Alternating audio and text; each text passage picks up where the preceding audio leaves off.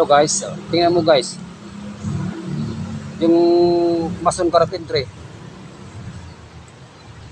Naging tagawalis na lang sa parking.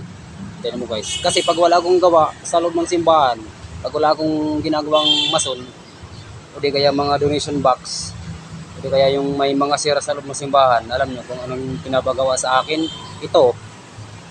Magwawalis ako niyan guys. O, tingnan mo guys. O. Tingnan nyo. Ganyang kalupit ang trabaho ko dito sa loob ng simbahan. Ayan. Pag wala akong ginagawa na carpentry o di kaya mason sa loob ng simbahan, ito ang pinapagawa sa akin guys. Ikita nyo, daming tao. Mabuti guys, wala pang sasakyan eh. Diba? Ganito yung kalupit. Diba?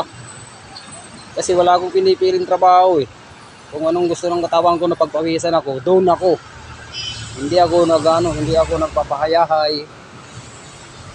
Kasi hindi sanay yung katawan ko. Nanakit kasi yung katawan ko guys pag nakakapahinga ako, kaya kahit anong trabaho, tinatrabaho ko. Para sa akin mga pamilya, saka sa mga anak ko, na makapagtapos lang sila sa pag-aaral. Sige guys, magwawalis ulit ako guys.